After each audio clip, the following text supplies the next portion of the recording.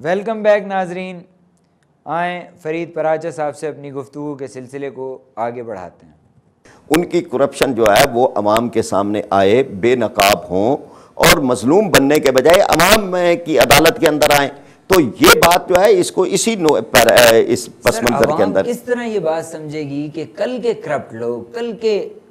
قانونی طور پر مجرم لوگ، بلکہ بدترین مجرم، قاضی صاحب کے الفاظ ہیں بدترین قومی مجرم، اب آج قاضی صاحب سر انہی کے ساتھ اے پی ڈی این کے جلسے میں بیٹھے ہیں، تو قومی مجرم کے ساتھ قاضی صاحب جیسا پاکیزہ، شریف، پوتر، نیک، پارسا آدمی، سر پھر عوام تو دھوکہ کھانے پر مجبور ہیں۔ ہم نے تو کبھی اپنے بارے میں بھی یہ دعوے نہیں کیے کہ جی یہ ہم ہی نیک ہیں، پارسا ہیں، تو یہ سمجھتے ہیں کہ ہم اسی معاشرے کا ایک حصہ ہیں، بہتر کے لیے ہم ایک کوشش کر رہے ہیں، لیکن یہ بات جو ہے نا کہ جی اس سارے معاملے میں تو ہمارے اس اخلاص کی یہ علامت ہے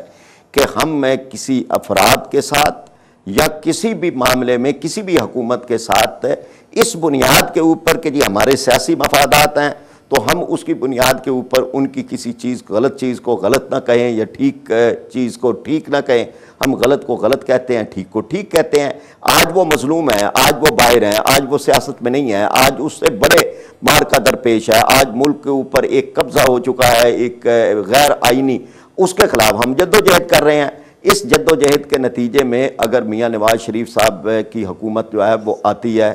اور وہ آنے کے بعد ان کی حکومت جو ہے وہ پھر اگر دوبارہ آتے ہیں، اگر وہ کوئی غلط کام کریں گے ہم پھر ان کے غلط کام کے ان کے مخالف ہوں گے، ان کی صحیح بات ہوگی تو ان کے ساتھ ہوں گے۔ تو یہ ایک اصولی جماعت کی ایک بات ہے کہ یہ اصولی جماعت کسی بھی کے ساتھ نہ غیر مشروط ہماری وابستگی ہے، نہ کسی سے کہ ہم جو ہے وہ بلا وجہ کسی کے ہم مخالف ہیں۔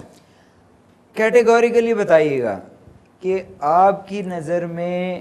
نواز شریف اور بے نظیر پر قائم مقدمات کی قانونی حیثیت کیا ہے؟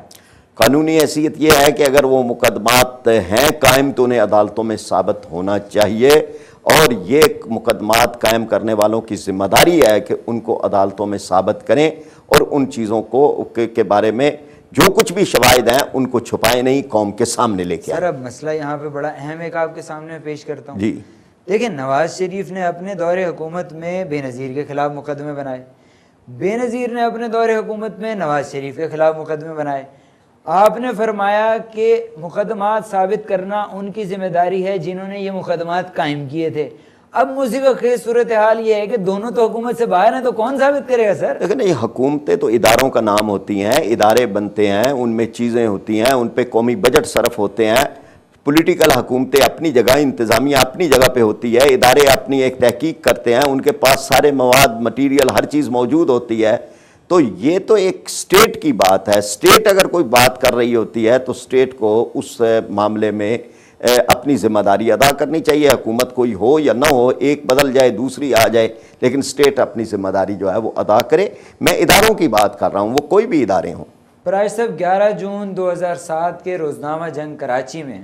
جماعت اسلامی پاکستان کے جنرل سیکریٹری سید منور حسن صاحب کا ایک بیان چھپا ہے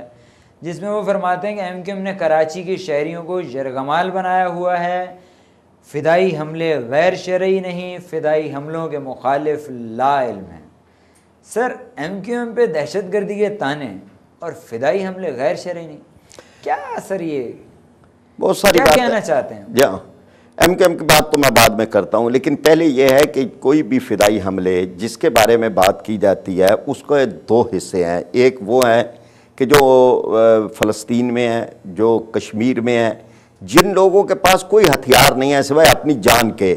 ان کو ان کی مرضی کی زندگی گزارنے کا موقع نہیں دیا جاتا تو وہ اپنی مرضی کی موت لے لیتے ہیں، وہ تو ایک بالکل الگ چیز ہے، اس کو پوری دنیا تسلیم کرتی ہے۔ لندن کے میئر نے اس کے حق میں بیان دیا کہ یہ ان کے پاس جب کہ ہتھیار نہیں ہے، ان کو مارا جا رہا ہے تو وہ اپنی اگر جانوں کی قربانی دیتے ہیں تو وہ جانوں کی قربانی جو ہے وہ ان کی ایک ایسی چیز ہے کہ جس کو مہذب دنیا بھی اس کا ساتھ دے گی۔ لیکن وہ جس کو یہاں پہ ایک مغربی اصطلاح میں خودکش حملہ کہا جاتا ہے، جس کے ذریعے سے بے گناہوں کو مارا جائے یا جس کے ذریعے سے ایک عام دہشت گردی پھیلائی جائے، اس کی کسی صورت میں بھی کسی جگہ بھی کوئی تائید اور حمایت نہیں ہوتی۔ سر، کیا یہ ڈٹرمن ہوا ہے کبھی آج تک کہ کس حملے میں بے گناہ لوگ شہید ہوئے ہیں اور کون سے فدائی حملے میں گناہ گار لوگ مارے ہیں؟ میں نے تو پیمانہ آپ کو بتا دیا تھا نہیں کہ جہاں لوگ محکوم ہیں، جہاں لوگ غلام ہیں، جہاں لوگوں کے اوپر جبر کی حکومت ہے، جہاں اقوام متحدہ بھی اس کے ایک حق کو تسلیم کرتی ہے، جیسے کشمیر ہے، جیسے فلسطین ہے، دنیا کے اندر جہاں پہ لوگ، اقوام متحدہ نے کبھی فدائی اقوام حملوں کو جائز متحدہ نے قرار دیا؟ جدوجہد آزادی کو تسلیم کیا ہے، اس سر نے جدوجہد آزادی کے جی لیے مطلب کیا فدائی حملے ضروری؟ میں نے تو آپ کو لندن کے میئر کی بھی بات کی ہے، دوسرا ان سے سند لینے کی کیا ضرورت ہے کہ جو ظالموں کا ساتھ دے رہے ہیں، یعنی جو تو اسرائیل کی طرف سے بچوں کو جو گولیاں مار کے ان کو پھون دیا جائے تو اس پہ تو وہ اقوام متحدہ کبھی نہیں بولتی، اور اگر کوئی فدائی حملہ ہو جائے تو اس وقت ساری اقوام متحدہ، ساری مغربی دنیا جو ہے وہ آ جاتی ہے ان کی تائید کرنے کے لیے، تو ان کے تو دورے میں آ رہے ہیں۔ لیکن میں آپ کے سامنے جو بات کر رہا تھا وہ یہ ہے کہ جو یہاں پہ مثلا پاکستان میں اگر ہوتا ہے، اگر کوئی آپ پارا میں ہوا ہے، اگر کوئی ضلع کچہری کے اندر ہوا ہے، تو یہ کوئی بھی اگر کر رہا ہے، اول تو پتہ نہیں یہ خودکش حملے ہیں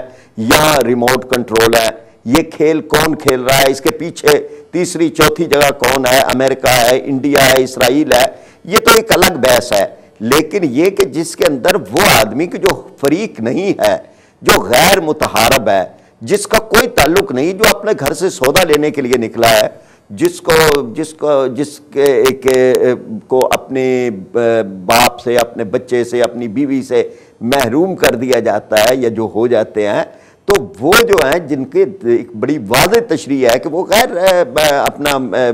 اس میں بالکل بے گناہ ہے، تو ان بے گناہوں کی ہلاکت کی کوئی بھی تائید نہیں کر سکتا۔ سر دیکھیں، کافر ہو یا مسلمان،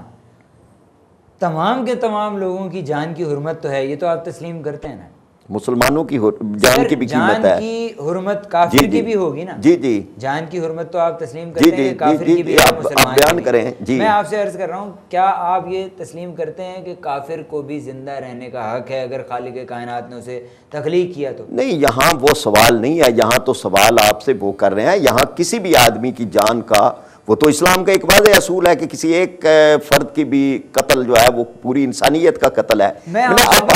بات مکمل کرنے دیں نا جی۔ بات یہ کہ جن کی بات میں کر رہا ہوں وہ تو وہاں ہمارے بچوں کو مار رہے ہیں، اگر کشمیر کی بات کر رہے ہیں، اگر ہم بات کر رہے ہیں وہاں کے ہندو جو ہیں ہماری عورتوں کو وہاں ان کے ساتھ درندگی کا کھیل کھیلتے ہیں، یا فلسطین کے اندر ہو رہا ہے، میں نے تو ان کی بات کی ہے۔ دیکھیں نا، اس کو اور ان ساری چیزوں کو مکس کرنے سے بات نہیں ہوتی، وہ یعنی وہ کافر کی بات نہیں ہے، وہ ہمارا قاتل ہے، قاتل کی بات ہے، جو قتل کر رہا ہے، جو ہمارے بچوں کو مار رہا ہے، جو ہمارے